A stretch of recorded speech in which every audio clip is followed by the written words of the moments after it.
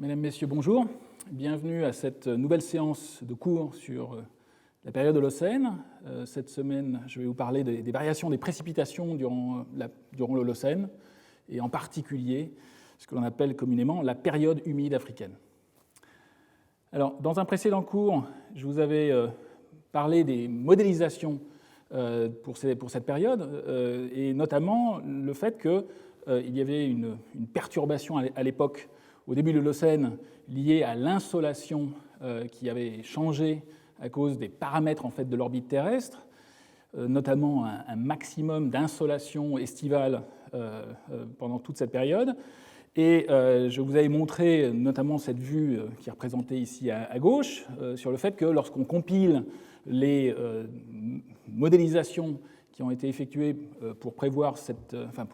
pour représenter cette période, eh bien, on met en évidence un réchauffement à l'échelle mondiale pour toute la zone de l'hémisphère nord. C'est ce qui est montré sur la partie gauche. Ce que je ne vous avais pas montré, c'est la partie droite, en fait, qui représente les variations moyennes des précipitations, qui montre, et ça c'est lié en fait au changement de gradient thermique entre l'océan et le continent, il y a en fait une variation des précipitations, notamment une augmentation, on voit très nettement des augmentations sur le continent africain, sur toute la bande en fait, de la zone tropicale, qui va aller jusqu'à la zone asiatique, mais donc un changement des précipitations qui est quelque chose de robuste dans la plupart des modèles, en particulier ceux qui sont compilés dans le cadre des expériences d'intercomparaison entre les modèles, dans le cadre du projet PMIP. Alors, je vous avais montré donc, la carte de gauche. Maintenant, nous regardons les précipitations. Et en fait, on peut aussi parler de ce qui se passe actuellement dans cette zone. À l'heure actuelle, il y a en fait saisonnièrement une migration de la zone de convergence intertropicale, qui est un peu l'équateur météorologique, notamment en été. Cet équateur météorologique, à cause des changements saisonniers, va migrer en fait vers le nord. C'est ce qui est représenté sur la partie gauche, sur la carte de gauche, qui simplifie les choses, qui montre en fait la situation estivale, avec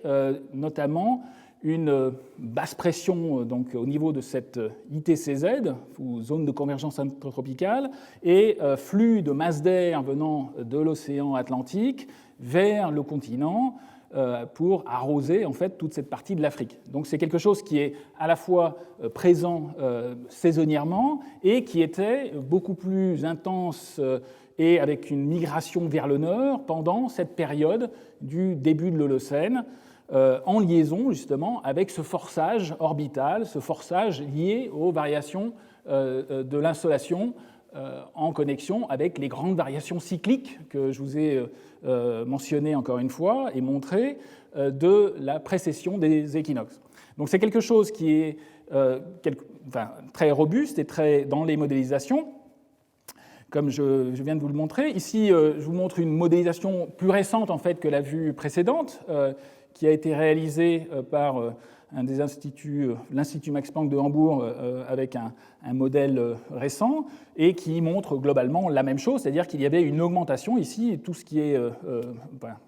cette carte représente en fait les variations de précipitation exprimées en millimètres par an, avec une zone beaucoup plus arrosée au niveau de tout le Sahel, au niveau de l'Afrique, qui va pratiquement jusqu'à l'Algérie, le Maroc, avec une zone ici en bleu, qui ne va pas jusqu'au nord de l'Afrique dans ces modélisations. C'est quelque chose qui est assez constant dans ces modélisations. Les modèles ne prévoient pas en fait, de remonter beaucoup plus au nord de cette zone-là, mais encore une fois, un changement de précipitation qui est très marqué et qui est une constante de ces modélisations perturbées avec les forçages connus pour cette période holocène, notamment les variations de l'insolation. Et dans ces modélisations, on prend en compte aussi les gaz à effet de serre et d'autres forçages encore, comme je vous l'ai montré dans le premier cours. Donc quelque chose qui est très marqué, et ce qu'il faut aujourd'hui, donc, je reviendrai en fait sur les problèmes et sur la modélisation climatique pour cette période dans le prochain cours. Mais cette semaine, je vais essayer de vous montrer en fait les évidences géologiques et paléoclimatiques que nous avons en fait sur la réalité justement de ce phénomène d'augmentation des précipitations dans cette bande de latitude, notamment au niveau de l'Afrique. C'est quelque chose qui est connu depuis des années et qui montre une extension en fait beaucoup plus importante que ce que montrent les simulations climatiques par les modèles. Donc, avec des niveaux lacustres qui sont représentés de façon très simplifiée sur cette cartographie, au nord de l'équateur, qui étaient toutes beaucoup plus importantes, donc un niveau des lacs beaucoup plus important pendant cette période de l'Holocène. Ici, c'est une cartographie des niveaux de lacs vers 9000 ans avant l'actuel. Par rapport au niveau actuel, donc on retrouve de façon très qualitative sur cette carte que les niveaux lacustres étaient beaucoup plus importants, mais comme vous le voyez, ces niveaux lacustres étaient beaucoup plus importants, aussi beaucoup plus au nord de ce que simulent les fameuses modélisations climatiques. Donc nous allons voir que ça va poser quelques problèmes, justement. Il est intéressant de faire cette comparaison données-modèles. Cette semaine, je vais vous montrer en fait toutes les évidences qui sont très impressionnantes de cet épisode pluvieux de ce que l'on appelle, encore une fois, la période humide africaine. Alors, des niveaux de lacs qui ont été mis en évidence. Donc là, une cartographie de façon très impressionnante. Ici, des photos. Je vous montre quelques photos prises au Mali, par exemple, de certains paléolacs. Ici, il s'agit de restes, ce que vous voyez érodés, parce qu'en fait, les mécanismes de l'érosion dans le Sahara ou dans les déserts connexes sont très intenses. Et une grande partie de ces dépôts lacustres, en fait, disparaissent chaque année. Ici, vous avez des colonnes stratigraphiques, stratifiées, qui sont des restes qui vont disparaître prochainement de niveaux de lacs, en fait, de sédiments lacustres en plein désert qui sont essentiellement formés de carbonate, ici en plein Mali. Ici, un autre exemple avec un zoom en fait, sur des dépôts lacustres en Libye, avec, on peut distinguer même des coquilles, des niveaux avec d'abondantes coquilles lacustres. Donc des lacs tout à fait bien caractérisés. Ici, un autre exemple en Algérie, avec des sédiments, encore une fois, qui sont en train de s'éroder. Ce sont les seuls restes de lacs qui avaient une extension latérale très importante. Et on voit encore des sédiments qui ont été déposés pendant cette période humide africaine, donc du début de l'Holocène, comme nous allons le voir, avec toute une succession, toute une stratigraphie de sédiments, ici essentiellement carbonatés, et la partie terminale qui correspond en fait à la fin de cette période humide africaine correspond à des dépôts d'évaporites. Ici, il s'agit de gypse pendant cette phase d'assèchement et de disparition de ces lacs qui caractérisent justement cette période humide africaine. Donc, d'autres photos encore. Ici, plus au sud, au niveau du Mali. Dans ce cas-là, les évaporites vont jusqu'au dépôt de sel. Ici, il s'agit en particulier de la région du Taoudéni, avec même des mines, des dépôts de sel qui ont été utilisés justement pour extraire le sel. Ici, vous avez quelques photos qui ont été prises en fait par une des pionnières en fait du sujet, Nicole Petimer. Une Française, donc, qui travaillait dans le laboratoire à Aix-Marseille et qui a pu photographier justement ces mines de sel. Vous voyez ici l'extraction du sel manuel, carrément façonné à l'herminette, et transport ensuite de sel à dos de chameau pour aller vers Tombouctou, situé plus au sud. Donc des dépôts, en fait, holocènes, qui sont très caractéristiques et impressionnants. Alors, ces dépôts, eh bien, on peut, d'une part, les cartographier. Ici, c'est une cartographie que l'on doit à une autre pionnière du domaine, qui était aussi une chercheuse installée à Aix-en-Provence, dans le laboratoire où je travaille, de CEREG. Françoise Gasse, qui a beaucoup étudié en particulier les lacs situés à l'est, comme nous le verrons, et ici une cartographie qui compilait les différentes informations sur les lacs que je vous ai mentionnés, ici la zone de Taoudéni, la zone algérienne et le centre Mali. Françoise Gasse a pu en plus utiliser, reconstituer une chronologie en fait de ces hauts niveaux lacustres en étudiant des sédiments que l'on pouvait dater. Ici, il s'agit donc directement tiré d'une de ses publications d'un diagramme qui complète cette cartographie simplifiée avec les zones où il y avait des hauts niveaux lacustres pendant la période Holocène, des enregistrements en fonction du temps. Donc ici, encore une fois, les âges qui évoluent de droite à gauche avec la petite flèche temporelle. Ici, on remonte jusqu'à 40 000 ans. La période Holocène, comme je vous l'ai signalé au début, et on l'avait vu l'année dernière sur les définitions, commence à 11 600 ans avant le présent. Donc c'est la partie tout à fait située à gauche. Donc une reconstitution en fait du niveau des lacs, de certains lacs, qu'il est possible de réaliser en étudiant ces sédiments, ces anciens sédiments. Alors c'est ce qui a été fait par Françoise Gasse et d'autres collègues encore, sur notamment certains lacs. Ici, on démarre avec le lac Abbé, avec justement ces fluctuations, ces grandes fluctuations. Alors pour la partie Holocène, il faut regarder la partie gauche de ce diagramme, ici les hauts niveaux du lac, et qui se termine avec des bas niveaux. Donc une période Holocène tout à fait caractérisée par un haut niveau de lac. Donc on retrouve comme ça ces dépôts anciens du lac Abbé. Ici, c'est un autre exemple, le lac Assal, avec des dépôts de carbonate sur des roches volcaniques en plein désert, zone désertique. On aperçoit le lac Assal actuel, un lac salé au fond, mais encore une fois, ces dépôts montrent de façon éloquente que le niveau du lac était beaucoup plus important à l'époque. Toutes ces caractéristiques, ces fluctuations du niveau des lacs africains, en particulier à l'est, a pu être reconstituées à partir d'archives dans certains lacs, notamment, on va voir le lac Turkana, Tanganyika, etc. Donc vous retrouvez ici, dans une publication qui est relativement ancienne, ces différents enregistrements. Alors, le lac Abbé, justement, qu'avait étudié Françoise Gasse, à l'époque, aujourd'hui, est réduit à cette petite partie. Il s'agit d'une photographie, d'une vue satellite qui représente d'une part l'état actuel, la géographie actuelle avec le lac Abbé qui est réduit à un petit lac endoréique, c'est-à-dire qui n'a plus d'exutoire et qui continue à s'évaporer, et l'extension,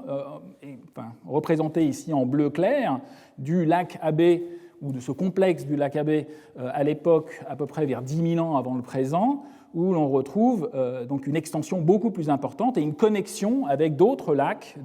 qui aujourd'hui sont séparés les uns des autres, mais qui à l'époque étaient reliés avec un niveau beaucoup plus haut pendant cette période humide africaine. Alors,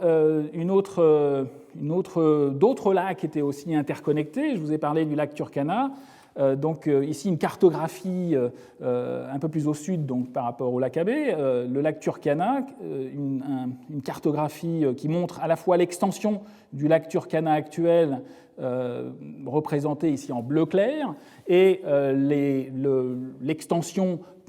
maximale pendant la période humide africaine qui est représentée en bleu un peu plus sombre. Ce qui était aussi caractéristique, c'est qu'il y avait une connexion entre les différents lacs à l'époque, ce qui est représenté ici sous les formes de flèches, et notamment il y avait un exutoire vers le Nil. Il y avait une connexion directe entre ce lac Turkana de la période humide africaine vers le Nil, et donc un flux vers le Nil qui était à l'époque beaucoup plus important qu'à l'heure actuelle. Enfin, à l'heure actuelle, il n'y a pas de connexion avec le lac Turkana, mais nous allons voir en fait que le Nil aussi avait un flux, un débit beaucoup plus important à l'époque. Alors, il est possible d'étudier ces différents dépôts du lac Turkana fossile notamment sur les bords, sur ces bords, mais aussi sur la petite île. Il y a à l'heure actuelle au milieu du lac Turkana, enfin au sud du lac Turkana, une petite île appelée île Sud. Ici, vous avez une photographie qui m'a été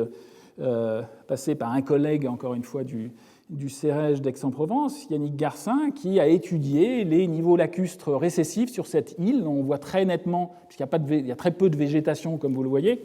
on distingue très bien ces niveaux régressifs. Et ce qui est important pour faire de la reconstitution paléoclimatique, eh bien, c'est de mesurer la hauteur de façon assez précise et d'autre part de dater, de faire de la géochronologie en datant ces différents dépôts, en particulier en utilisant le radiocarbone pour dater notamment des coquilles de mollusques lacustres. C'est ce qui a été fait. Donc vous avez ici une représentation de ces niveaux lacustres de l'île Sud en fonction de l'altitude, et ces datations permettent ensuite de reconstituer la régression du lac au cours du temps pendant la fin de la période humide africaine. Alors, on le verra dans les prochains cours, mais il y a aussi des implications très importantes sur les peuples de l'époque, pour la préhistoire assez récente, au néolithique, comme nous le verrons. Et il est possible aussi, lorsque le lac avait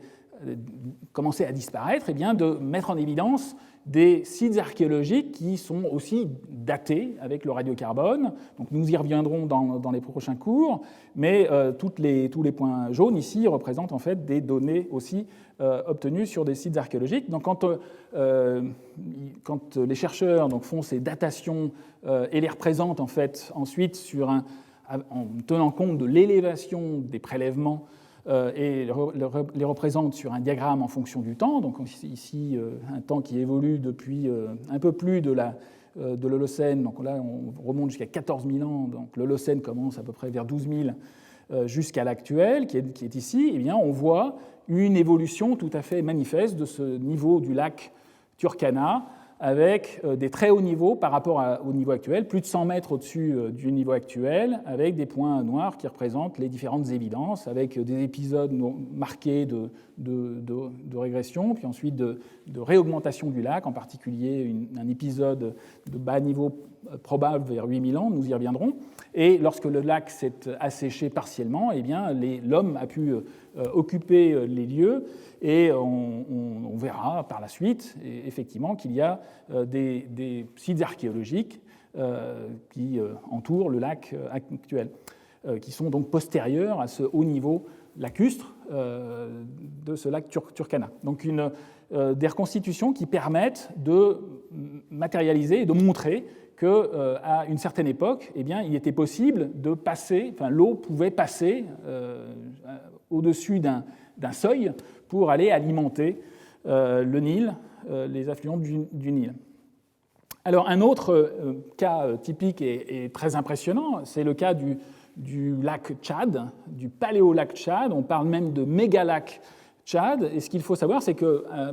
l'époque de cet optimum holocène, ou cette période humide africaine, eh bien, le lac Tchad était beaucoup plus important au point de vue de son extension. C'était le plus grand lac africain à l'époque, était beaucoup plus étendu qu'il ne l'est actuellement. Ici, vous avez une représentation du lac Tchad de façon très, très rudimentaire. Ici, sur cette carte de l'Afrique, vous avez le mégalac Tchad représenté ici en gris et son bassin versant représenté en pointillé. Donc un zoom sur cette cartographie. Et la partie droite montre le lac Tchad actuel et l'extension de ce lac Tchad pendant la période humide africaine qui allait bien au-delà, notamment ce lac Tchad, ce paléolac Tchad, ce mégalac Tchad de la période humide africaine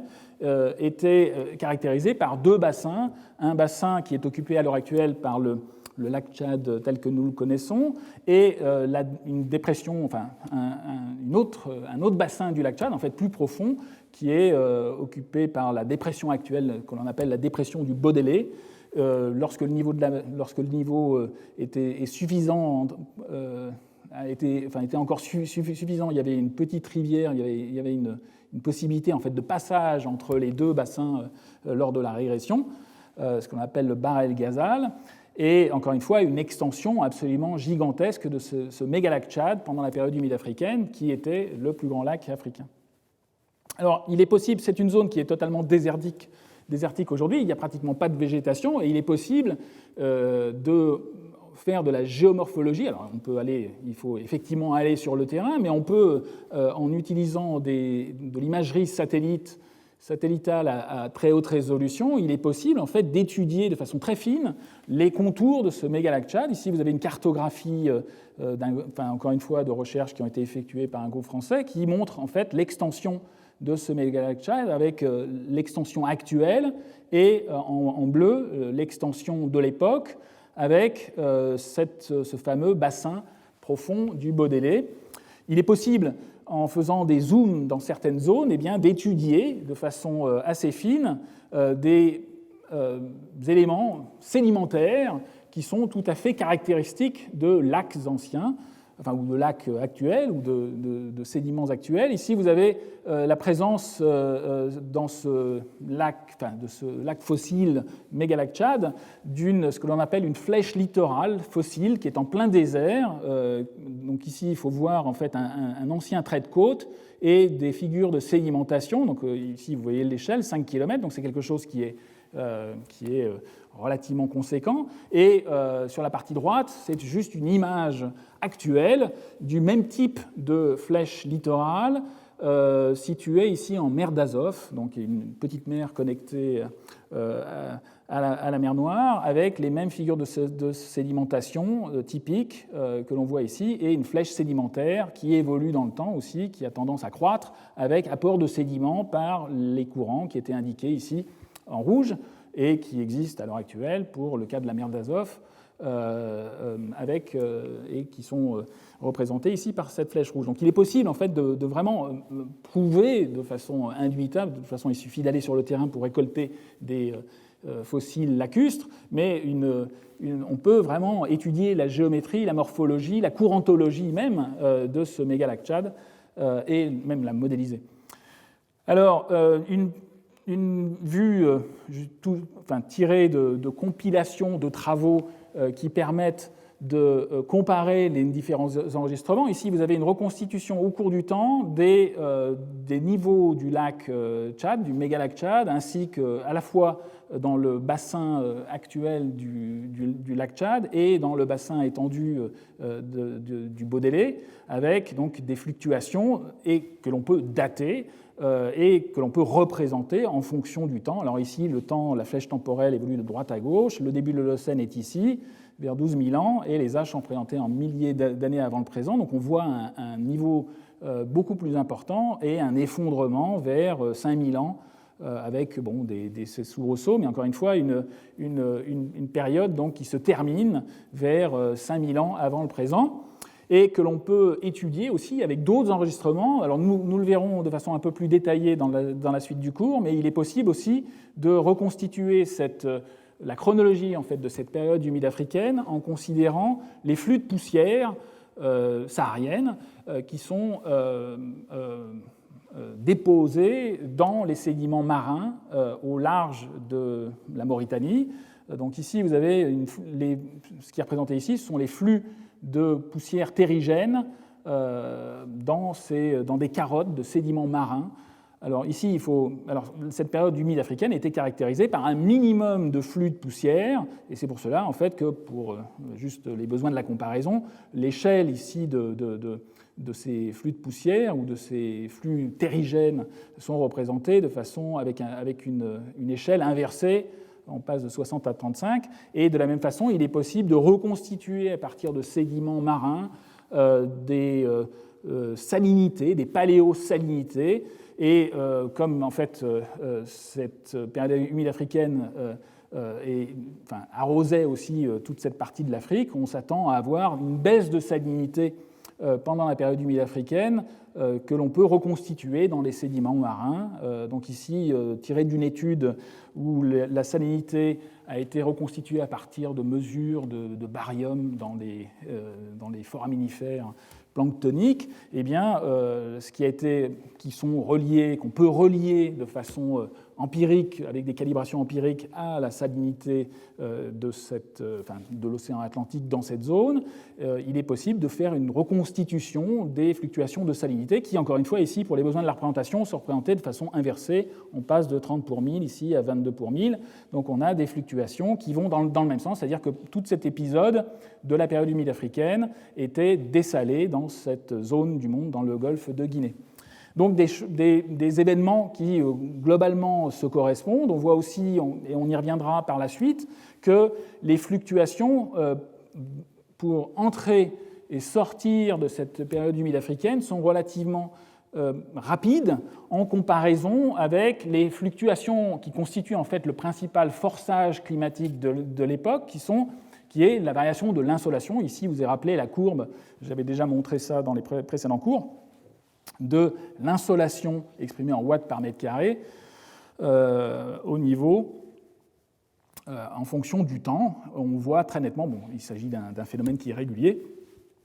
et qui ne présente pas d'à-coup. Donc on a effectivement quelque chose qui est graduel pendant pratiquement une diminution de l'insolation pendant toute la période holocène, qui démarre à peu près ici au maximum. Donc une diminution que nous avons déjà vue, et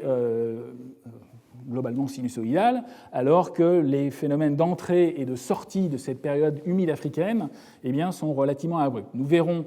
par la suite que c'est quelque chose qui est vraiment caractéristique et que d'autre part, les efforts de modélisation, donc nous le verrons dans le prochain cours lorsque nous aborderons ces problèmes de modélisation et de représentation de cette période humide africaine, nous verrons qu'il est possible aussi d'essayer de comprendre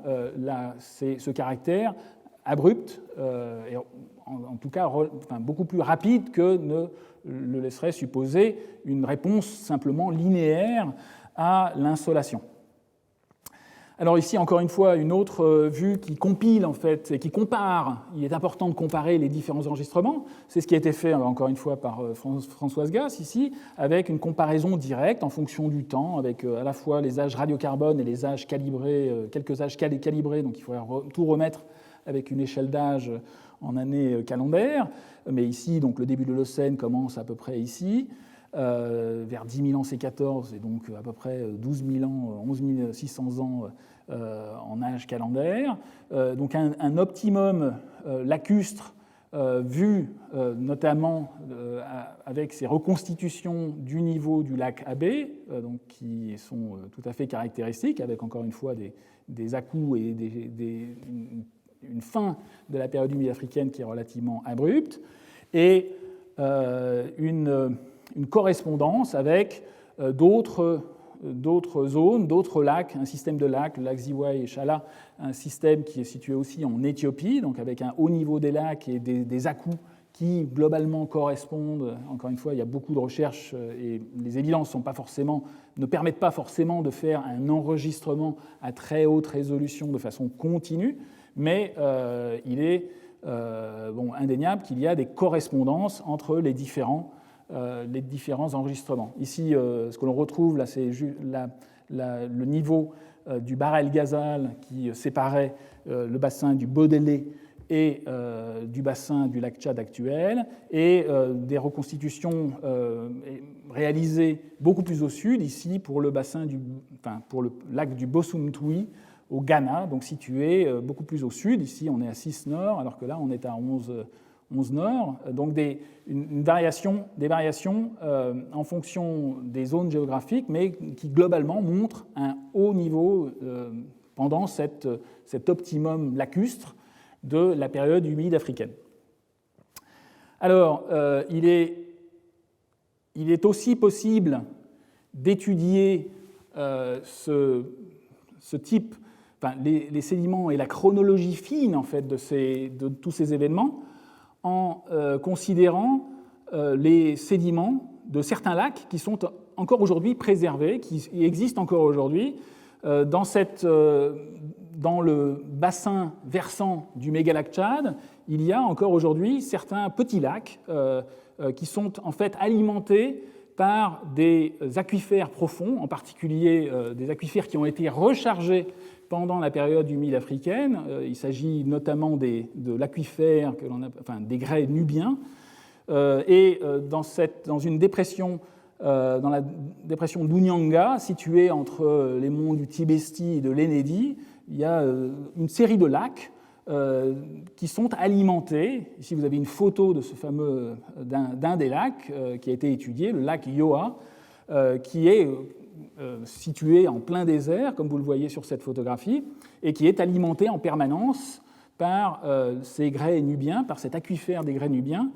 et qui préserve encore une fois ce lac à l'heure actuelle, qui est totalement, s'il n'y avait pas ces résurgences, ne pourrait pas se préserver, enfin, il aurait disparu depuis longtemps. Ici, vous avez une vue satellite qui montre en fait les langues de sable qui ont tendance à le recouvrir en partie. Donc un lac Yoa qui a l'avantage justement d'exister encore aujourd'hui et de préserver du sédiment. Donc il a été possible à des collègues d'étudier ces sédiments et de prélever en particulier des carottes sédimentaires que l'on peut dater à la fois avec des outils géochronologiques de radiochronologie comme le carbone 14, comme le radiocarbone, mais ces lacs sont finement lités avec des lamines annuelles qui permettent carrément, dans certaines zones, de compter annuellement, année par année, les âges dans le sédiment. C'est ce qui a été fait par, en particulier, un chercheur allemand, Stefan Kröppelin, qui est déjà venu au Collège de France pour une conférence, donc dont la conférence est disponible sous la forme de vidéo, qui a pu montrer en fait l'évolution temporelle des conditions hydrologiques de ce lac Yoa et donc de toute la zone entourant et de ce bassin versant qui alimentait le lac Tchad. Donc ici, ce que les chercheurs ont fait, c'est d'une part regarder le sédiment. Ici, vous avez quelques photos qui correspondent à différentes zones stratigraphiques dans cette carotte qui est datée. Alors ici, la carotte du lac Yoa ne permet pas de remonter au début de la période humide africaine, en tout cas pour l'instant. Il y a d'autres carottes, encore une fois, il y a aussi des collaborations avec le CEREJ d'Aix-en-Provence, et j'espère que dans quelques années, prochainement, il y aura d'autres enregistrements encore qui viendront compléter cette étude, en particulier pour la période plus ancienne, mais toujours est-il que pour cette étude, il a été possible de reconstituer la chronologie des événements depuis 6000 ans avant le présent jusqu'à l'actuel, et notamment d'étudier de façon assez fine les différentes espèces de diatomées. Et les diatomées lacustres, en fait, sont très sensibles, les différentes espèces, alors, ce qui n'est pas représenté sur ce diagramme, mais les différentes espèces sont très tributaires des conditions d'hydrologie, de conductivité, de salinité des eaux lacustres. Et il est possible, en faisant des comptages et en distinguant les différentes espèces de diatomées, de ces algues lacustres, microalgues, de construire des fonctions de transfert qui sont tout à fait empiriques, pour relier les différentes statistiques, les différents comptages de ces diatomées en termes de conductivité de l'eau du lac, exprimée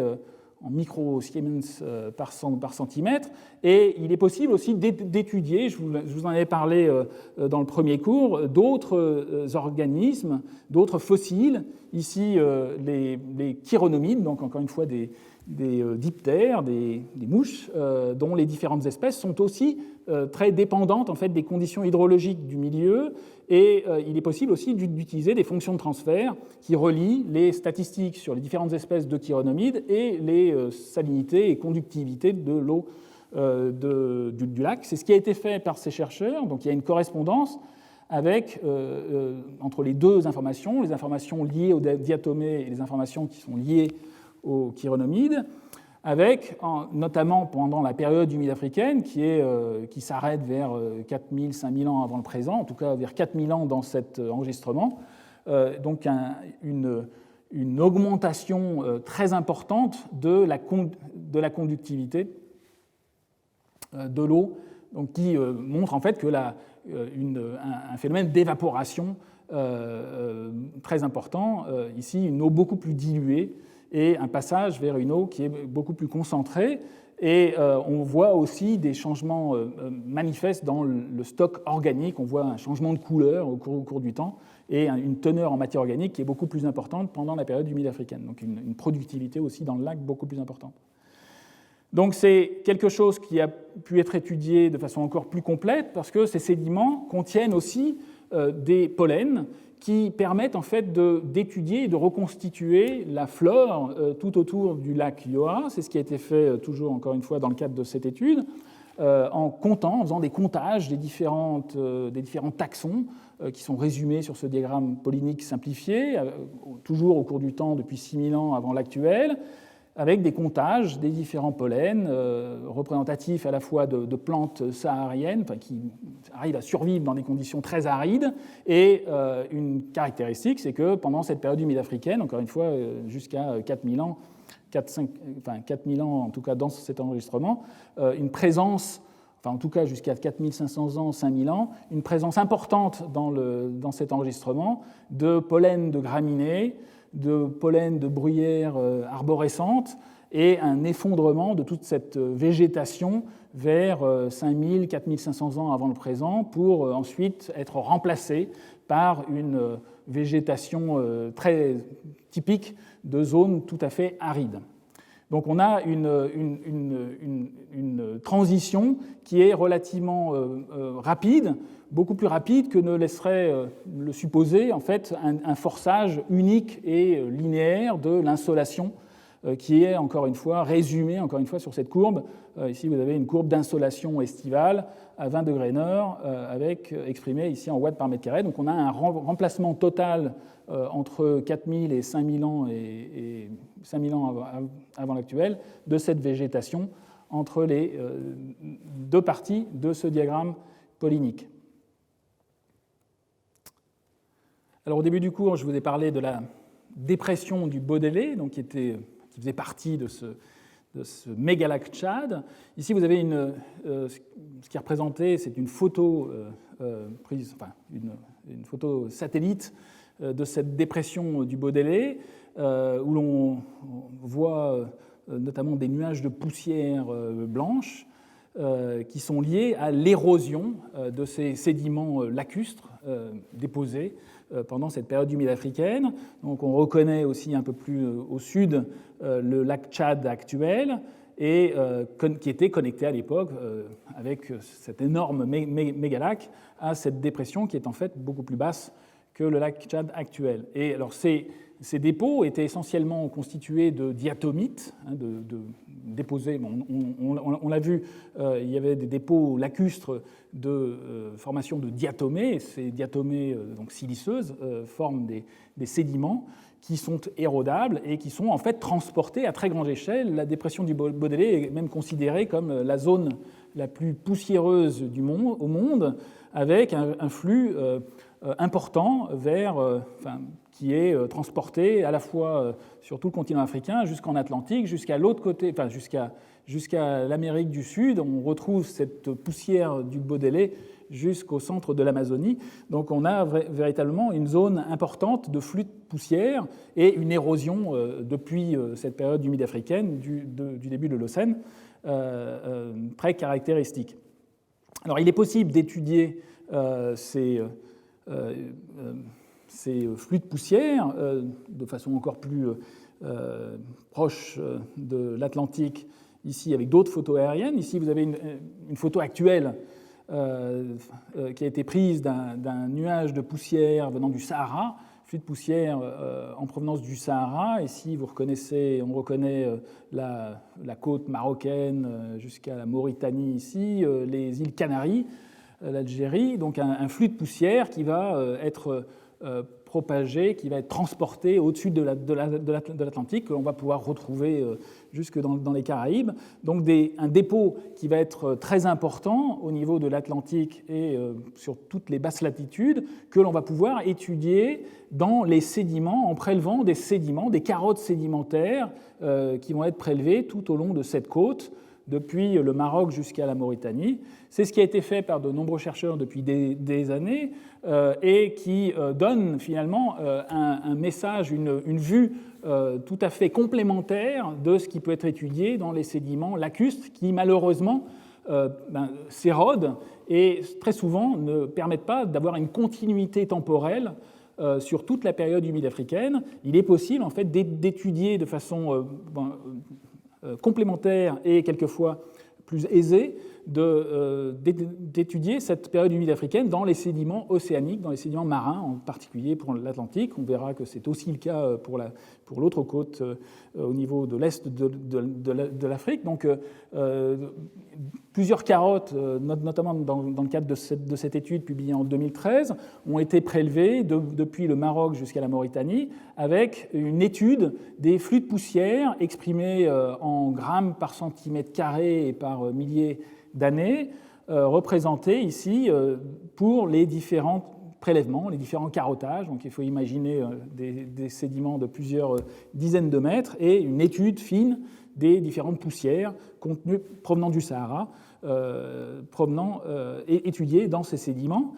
Donc on a un effondrement pendant la période humide africaine qui est souligné ici entre le début de l'Holocène et 5000 ans avant le présent, la zone qui est représentée ici en vert, un effondrement du flux de poussière qui est lié au fait qu'il y avait de la végétation, une pluviosité, une pluviométrie plus importante et des lacs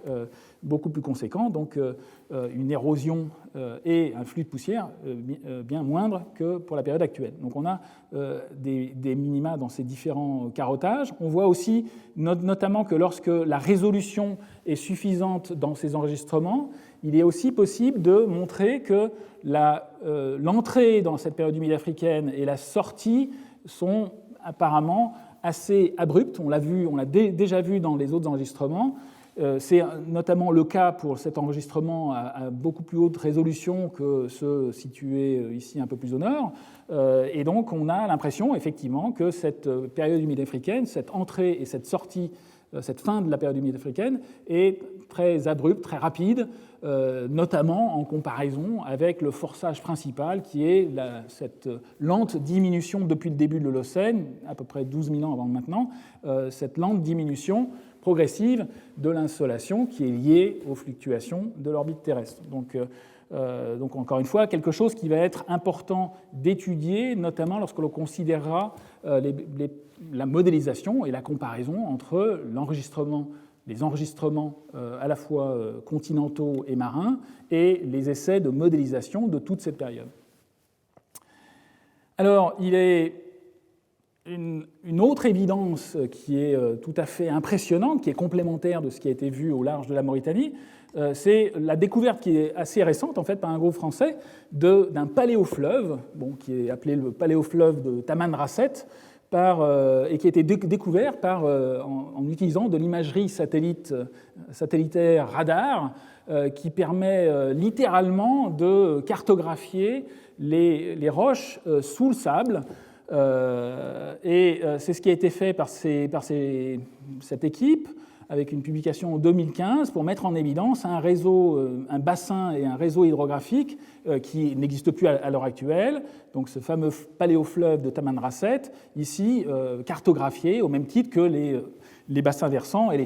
grands fleuves actuels en Afrique, le Sénégal, le Niger, le Congo, le Nil, dont nous reparlerons abondamment. Donc un fleuve qui n'existe plus, mais que l'on peut matérialiser et cartographier de façon très fine avec ces photos et ces imageries satellitales radar.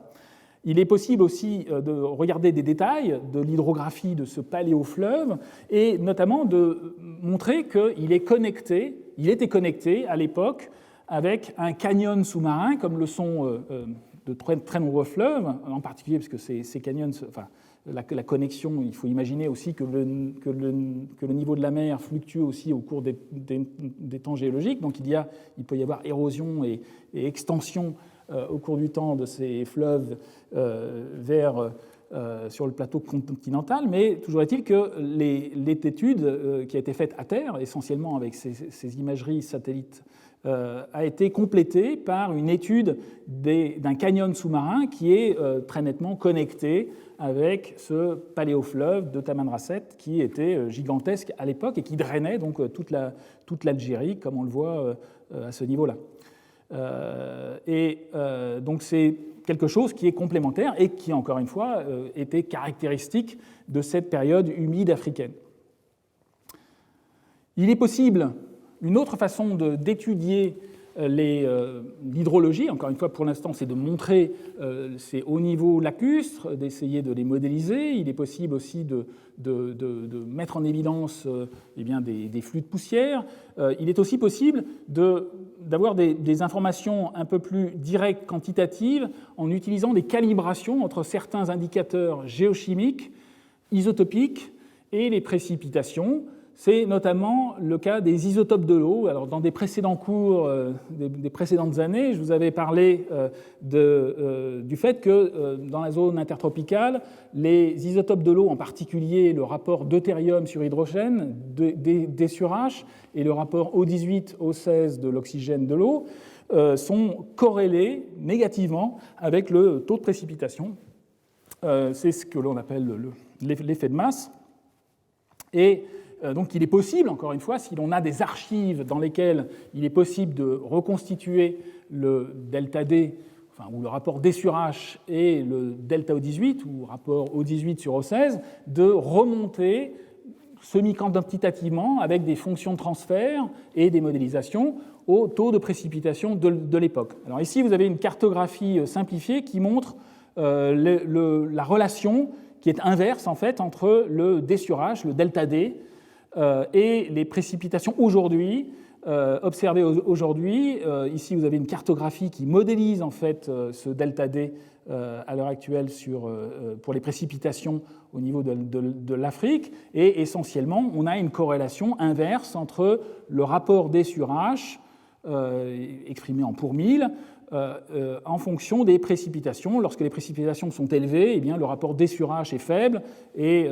lorsque ce rapport est très élevé, eh bien, cela signale des précipitations très très faibles. Alors il est possible de mesurer ce rapport D sur H, bien évidemment, sur l'eau, si elle est préservée dans les aquifères. Je vous en avais parlé, je vous avais montré qu'on pouvait retrouver de l'eau, même dans les sédiments, je vous avais parlé la semaine dernière, de l'eau interstitielle dans les sédiments de la mer Noire, où il est possible à la fois de mesurer la salinité, la chlorinité et le delta O18. Mais pour les sédiments, comme il n'y a plus d'eau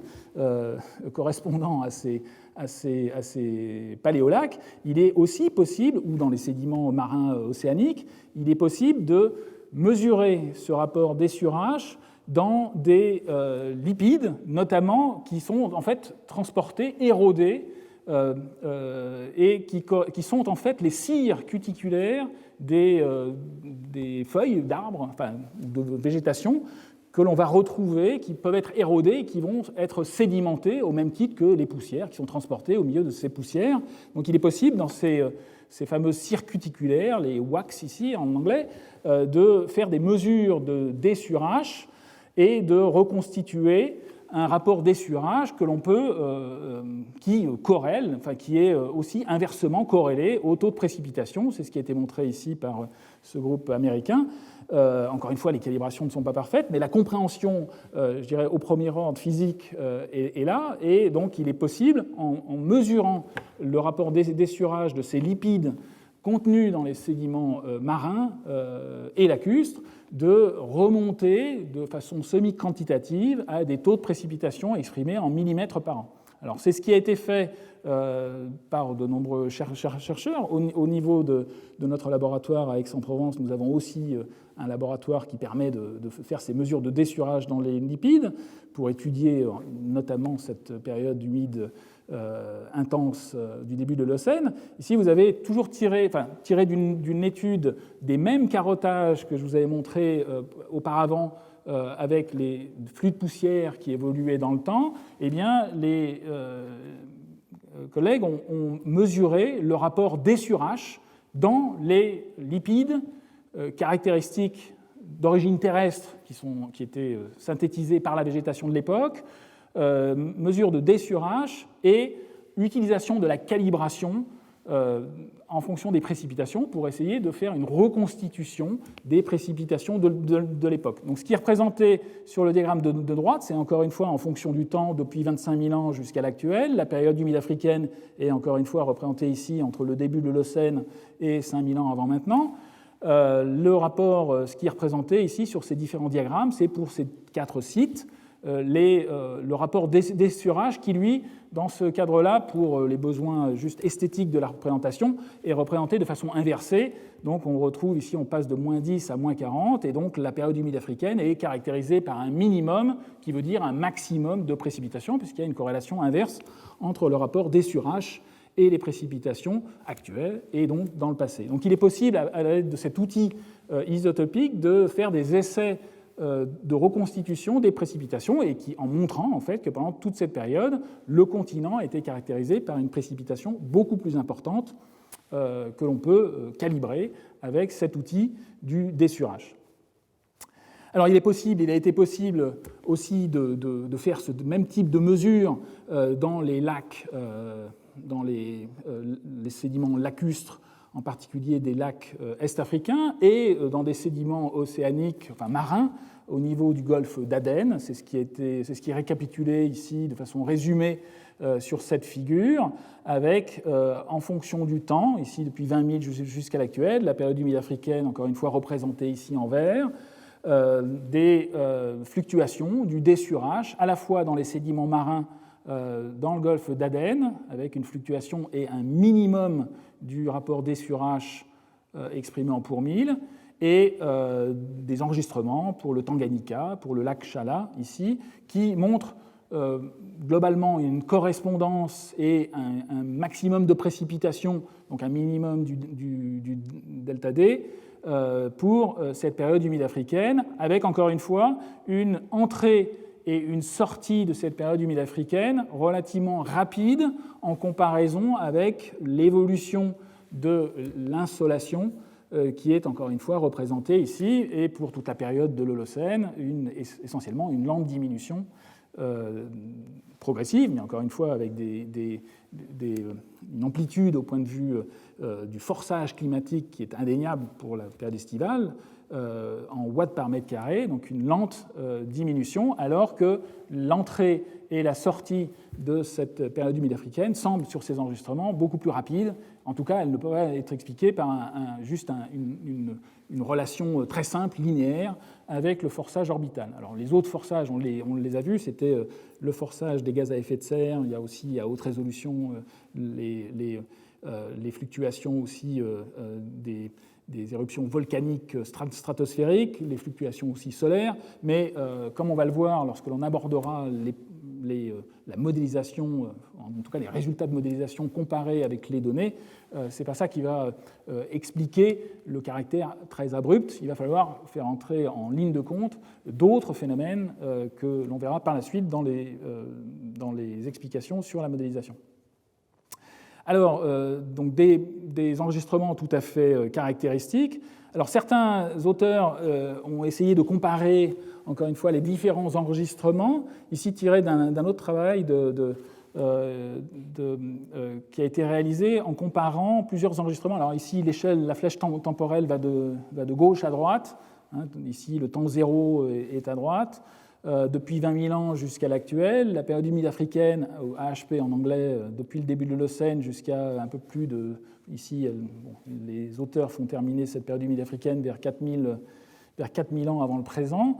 La comparaison qui est faite sur ce diagramme présente encore une fois les flux de poussière, ici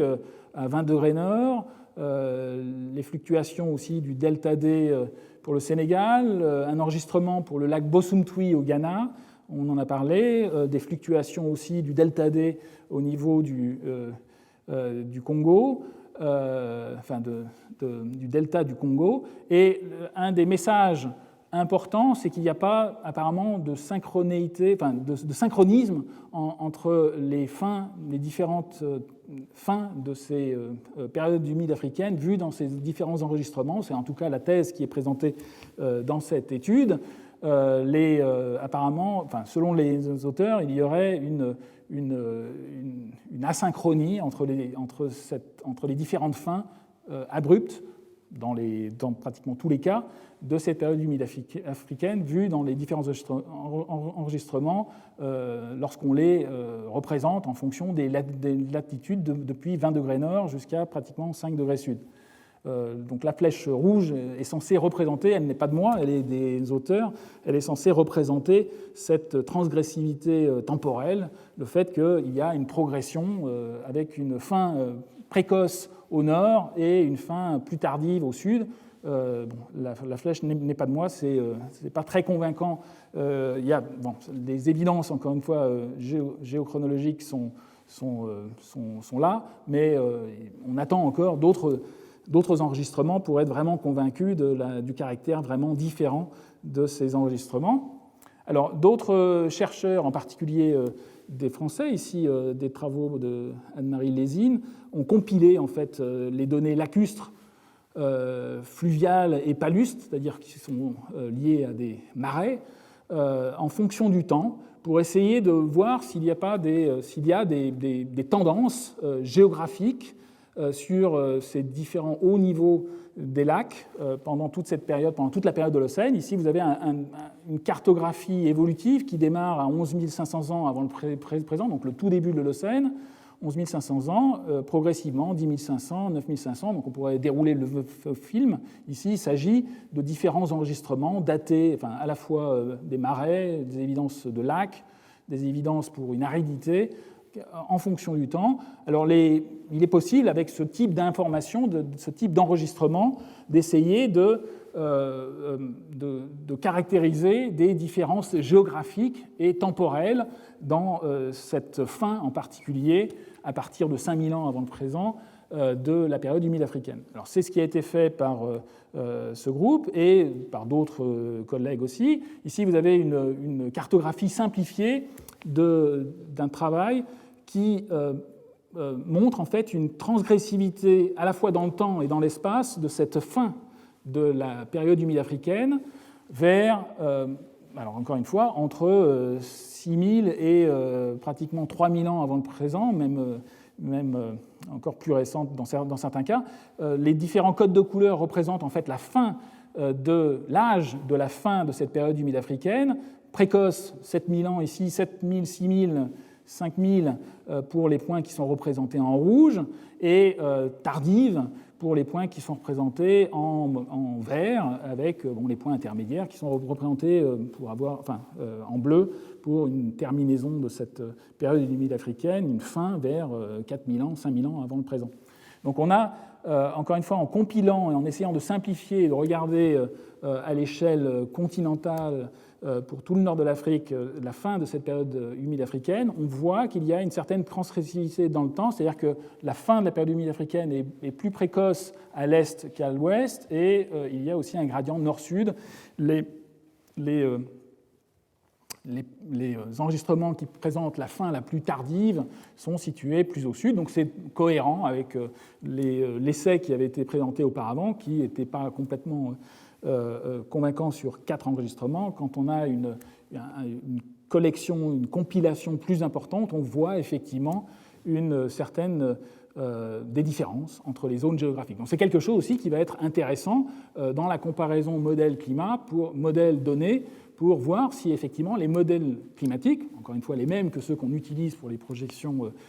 du prochain siècle, sont capables de reconstituer, à la fois de modéliser et de représenter correctement cette période humide africaine, à la fois dans ses caractéristiques en pluviométrie et en évolution temporelle dans les enregistrements. Donc c'est quelque chose que nous verrons dans le prochain cours.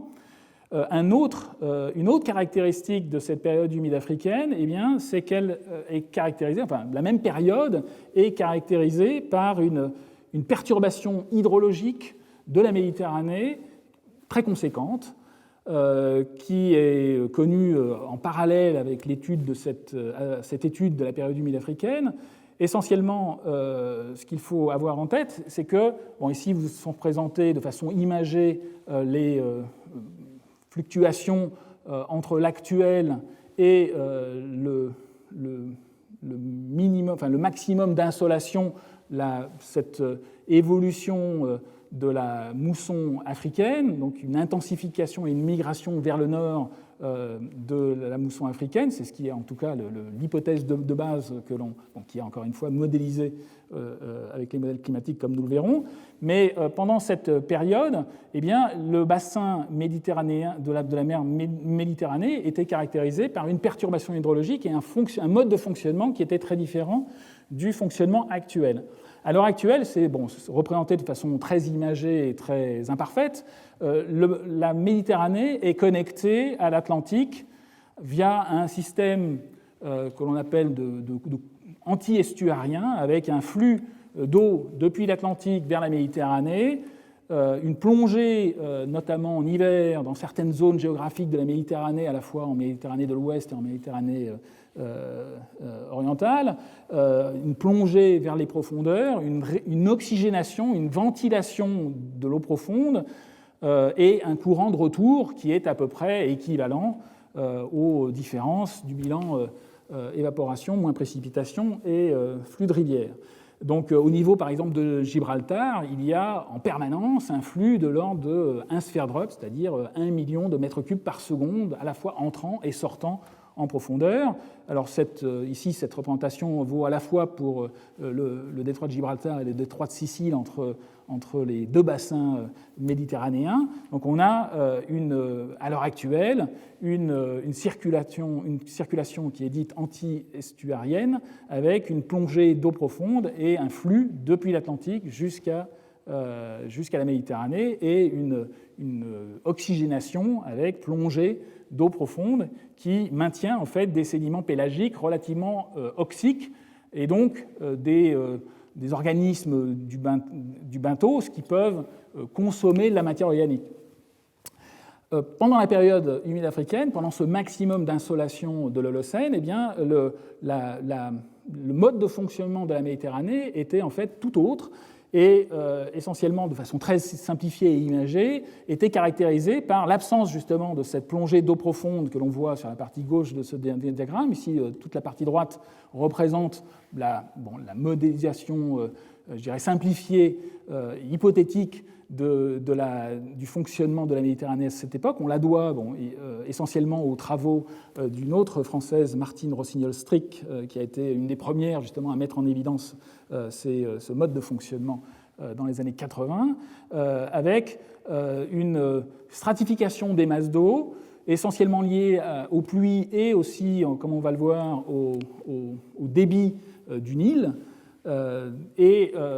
donc arrêt de cette circulation anti-estuarienne et une oxygénation des masses d'eau profondes qui se faisait beaucoup moins pour aller même jusqu'à une situation où il y avait carrément anoxie ou suboxie dans la zone profonde et donc préservation de matière organique dans les sédiments et formation d'un faciès particulier que l'on appelle un faciès de sapropel, c'est-à-dire de matière organique très concentrée dans les sédiments océaniques, tout à fait caractéristique. Alors ici, vous avez, encore une fois, pour compléter cette simplification sur la formation de sapropel, vous avez encore une fois un diagramme un peu plus complet qui montre justement cette comparaison entre les trois situations et une photo à gauche qui montre un exemple de carottage et de sédiments avec un zoom en fait sur la partie sapropélique qui ne fait que quelques centimètres, mais encore une fois en datant et en étudiant finement les différentes couches, il est possible d'avoir accès à un enregistrement, comme je vous le montrerai, avec une teneur en matière organique qui est très importante, qui est tout à fait corrélée à la couleur du sédiment. On a des sédiments pélagiques tout à fait typiques qui contiennent très peu de matière organique, de l'ordre de quelques dixièmes de pourcent en matière organique, alors que la zone noire ici représentée, que l'on voit très nettement sur cette photo, qui correspond au dépôt de sapropel, que l'on peut dater, ici on va le voir un peu plus précisément au début de l'Holocène, donc toujours pour la même période, entre on va dire 12 000 jusqu'à 6 000 ans avant le présent, une couche qui est caractérisée par des teneurs en matière organique de plusieurs pourcents, voire quelques dizaines de pourcents dans certains cas. Alors, le diagramme de droite complète un petit peu la vue précédente et montre en fait la comparaison hypothétique entre le mode de circulation moderne au niveau de la Méditerranée. Bon, ici, on pourrait, il faut y voir le détroit au niveau de Gibraltar, avec les échanges entre l'Atlantique et la Méditerranée, et en particulier au niveau de l'est de la Méditerranée, donc une plongée d'eau profonde qui réoxygène les eaux profondes et qui ne permet pas la préservation de matière organique très concentrée dans les sédiments à l'heure actuelle. Ici, vous avez le flux des fleuves qui est minime à l'époque actuelle. Pendant cette période humide africaine, eh bien, les pluies étaient différentes. Le débit des fleuves en particulier, comme on va le voir, on fera tout un cours un peu plus spécifique. Le 6e cours sera dédié un petit peu au Nil. On verra que le flux du Nil était beaucoup plus conséquent, donc qui a participé, contribué à causer justement une inversion de la circulation avec une circulation dite estuarienne, avec pour le coup un flux de surface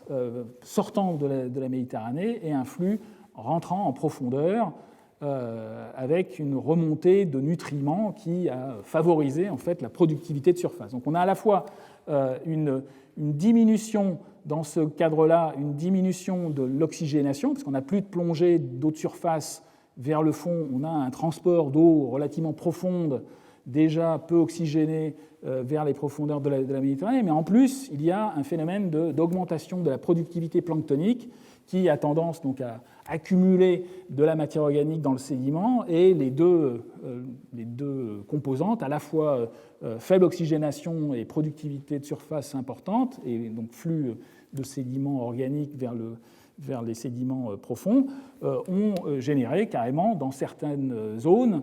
et pendant certaines périodes une anoxie, c'est-à-dire une disparition totale de l'oxygène dissous dans l'eau de mer, jusqu'à carrément voir apparaître même de l'H2S libre et dépôts de sédiments organiques laminés, comme on va le voir. Donc un dépôt de sapropel. Alors, quand on fait des carottages de sédiments marins, il est possible d'avoir une continuité beaucoup plus longue, beaucoup plus importante. On peut aller jusqu'à plusieurs millions d'années. Ici, vous avez une représentation, une photo directement d'une carotte. Alors, il faut voir qu'il y a continuité entre ces différents segments de carottes. On retrouve ici le sapropel numéro 1, qui correspond à la période humide africaine, ici, et dans la colonne stratigraphique, prélevée en Méditerranée orientale, une présence en fait d'autres périodes de sapropel marquées, que l'on peut voir directement avec cette couleur noire du sédiment qui montre la présence en fait de matière organique concentrée. Donc une récurrence, et en utilisant des outils géochronologiques et en comparant en fait les fluctuations du niveau de la mer que l'on connaît au travers de certains indicateurs, en particulier le rapport delta O18 des foraminifères benthiques, il est possible en fait de reconstituer au cours du temps. Ici, vous avez un essai de reconstitution en fonction des millénaires. Alors ici, on est entre 0 et 250 000 ans, des fluctuations à la fois du niveau marin. Donc là, on retrouve les différentes, la dernière grande glaciation, l'avant-dernière glaciation, l'avant-avant-dernière glaciation, et ce qui est représenté pour la partie basse de ce diagramme, eh bien, ce sont les fluctuations de l'insolation que nous donnent les astronomes, avec, pour l'hémisphère nord, des fluctuations qui présentent une périodicité marquée à 22 000 ans, liée complètement à la précession des équinoxes. Et dans le sédiment, il est possible de retrouver des zones, des dépôts de sapropel, notamment le sapropel dit numéro 1 qui correspond à la période humide africaine, mais aussi d'autres sapropels beaucoup plus anciens, S2, S3, S4, S5, S6, etc. Le S5 étant caractéristique de la dernière période interglaciaire dont je vous ai parlé dans le premier cours.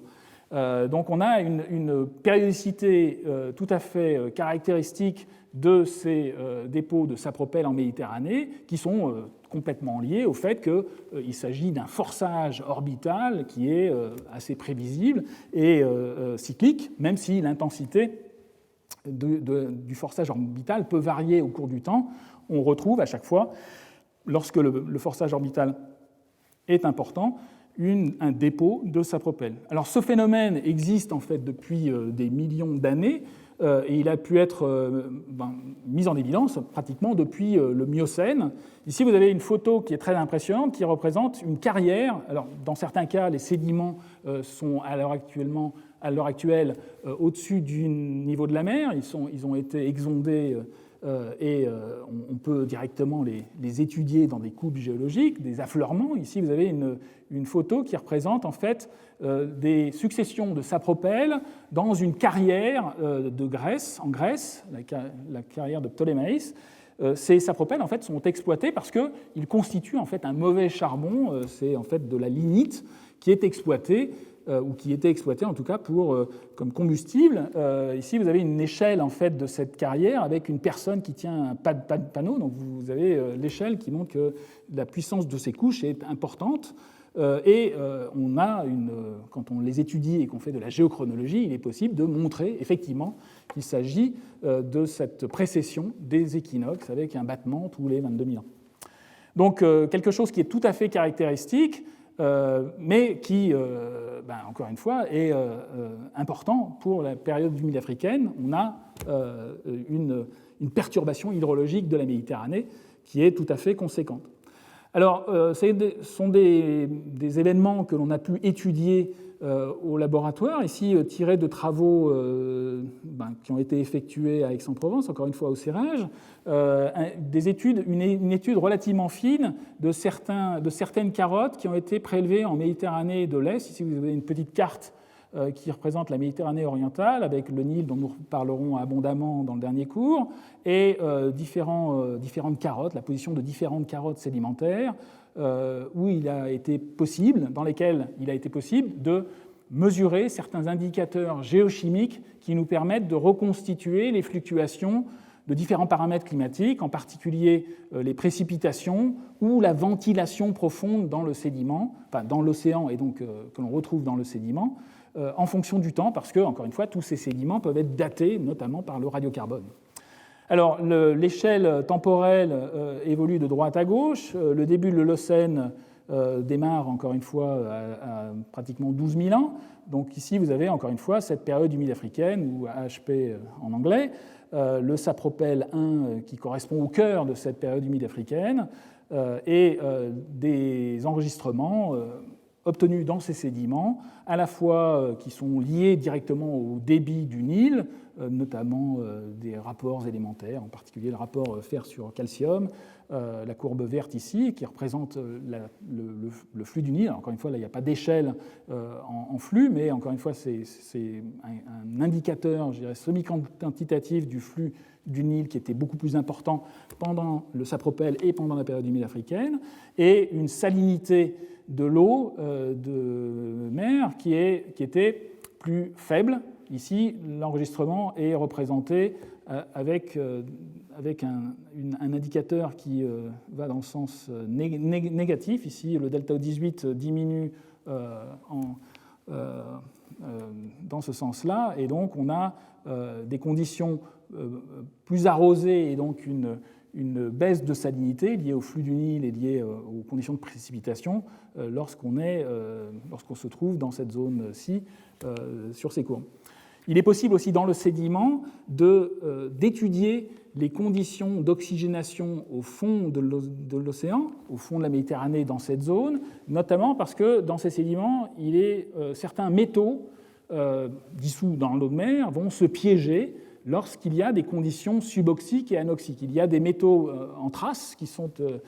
contenus dans l'eau de mer, notamment le molybdène ou l'uranium, qui vont avoir tendance à se piéger parce qu'ils sont très sensibles aux conditions redox. C'est notamment le cas de l'uranium, du molybdène, on en verra d'autres par la suite, avec des maxima de concentration. Ici, vous avez des rapports molybdène sur aluminium ou uranium sur aluminium. On peut aussi exprimer ça en ppm, en concentration directement. Mais ce qui caractérise en fait cette période humide africaine et ce sapropel 1, eh bien, ce sont des maxima de concentration de ces éléments traces piégés dans le sédiment à partir de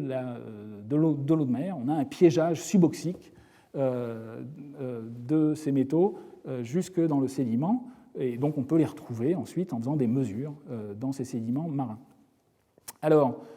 ici, une vue un peu plus détaillée de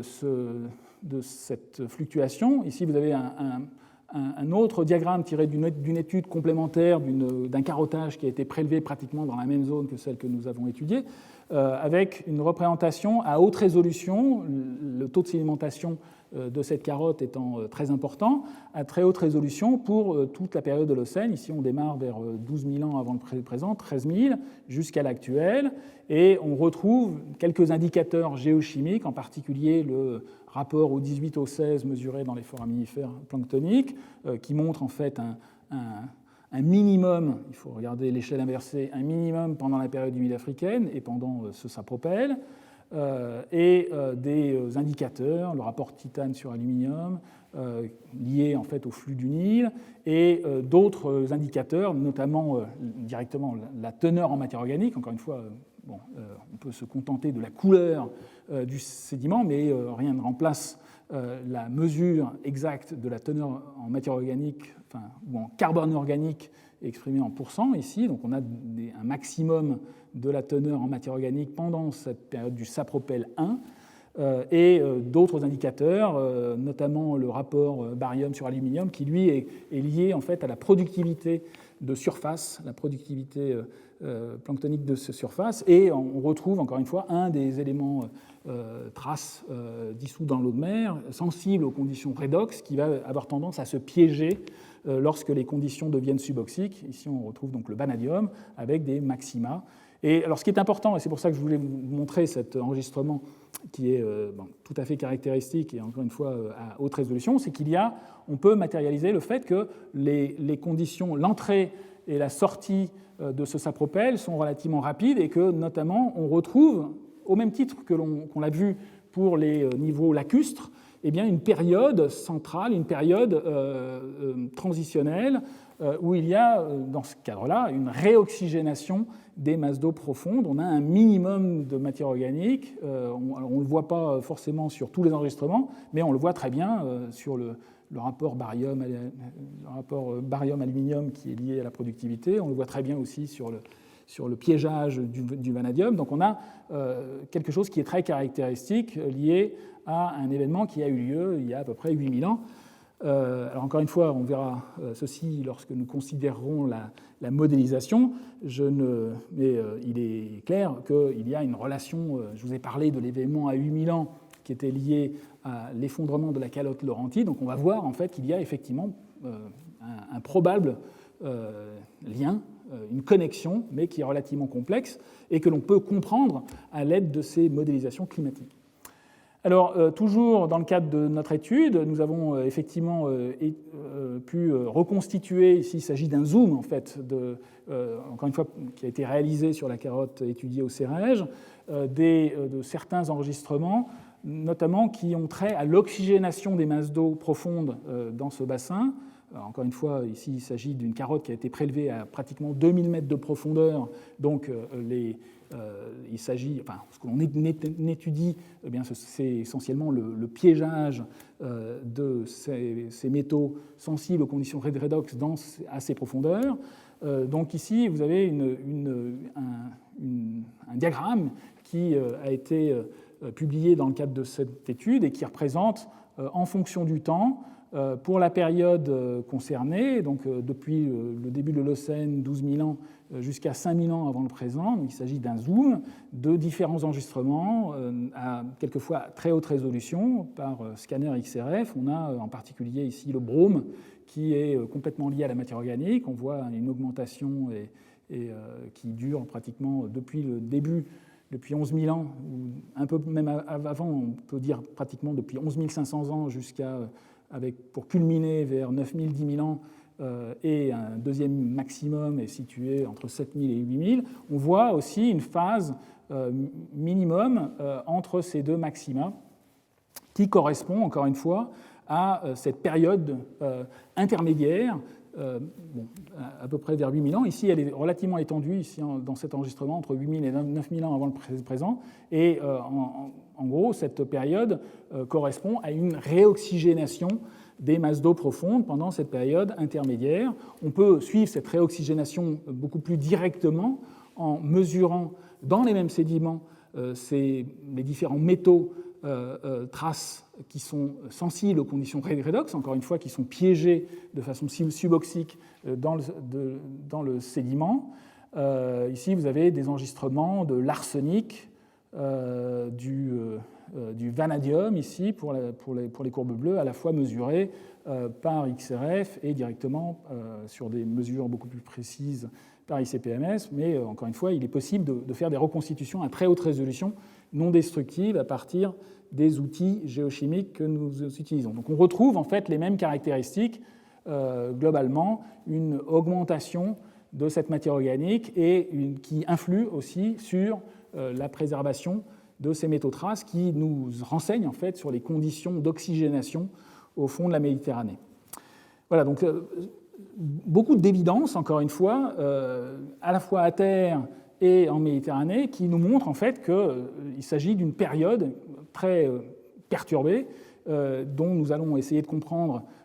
l'origine avec les essais de modélisation et la comparaison entre les modèles et les données, ce que nous verrons dans les prochains cours. Donc je vais essayer de vous résumer et de vous donner quelques conclusions justement sur ces précipitations holocènes et sur cette période humide africaine. Il est très clair que le réchauffement estival de l'hémisphère nord au début de l'Holocène s'est accompagné d'un changement des pluies, que l'on a eu en fait une intensification et une migration vers le nord de la mousson africaine. On voit de façon indubitable des paléolacs qui montrent en fait une extension très importante en Afrique du Nord, jusqu'au nord de l'Afrique du Nord, et pratiquement pour toute la zone saharienne. Plus en fait ces évidences, comme on l'a vu, et encore une fois nous en reparlerons, vont beaucoup plus loin en fait que les essais de modélisation que je vous ai montrés. Il est aussi clair que quand on prend en compte l'ensemble des enregistrements à la fois en mer et à terre, on voit que les transitions à la fois pour entrer dans la période humide africaine, pour en sortir, et notamment pour la phase transitionnelle autour de 8000 ans, sont relativement abruptes pour cette période humide africaine, et que c'est quelque chose qui va devoir être expliqué. On a vu que la fin de cette période humide africaine n'était pas synchrone sur tout le continent africain, qu'on en arrivait à distinguer certaines tendances plus précoces à l'est et plus tardives à l'ouest et au sud. Et surtout, une des choses qui est vraiment très caractéristique, c'est qu'il y a une correspondance temporelle entre ces perturbations hydrologiques atmosphériques et l'hydrologie de la Méditerranée qui a été totalement perturbée pendant cette période avec le dépôt de sédiments organiques qu'on appelle sapropels. Encore une fois, la période de sapropels,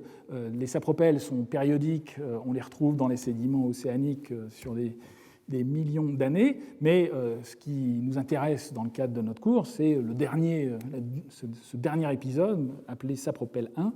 qui correspond justement à cette période humide africaine et qui correspond finalement à une stratification des masses d'eau de surface avec, comme on va le voir un peu plus dans le détail dans les prochains cours, une augmentation des pluies et des apports du Nil. Et ce que l'on voit aussi, c'est qu'il y a une certaine corrélation, on va essayer de voir ça plus finement, entre les différentes transitions que l'on peut étudier dans les sédiments océaniques, dans les sédiments de Méditerranée, avec ce sapropélin, et la correspondance que nous voyons avec les sédiments à terre continentaux. Et nous considérerons aussi, ça c'est quelque chose qui sera vu dans les 2 prochains cours, c'est que tous ces événements hydrologiques et ces fluctuations climatiques ont eu un impact en fait sur les premières populations qui occupaient la zone, comme nous le verrons dans la suite du cours. Je vous remercie de votre attention.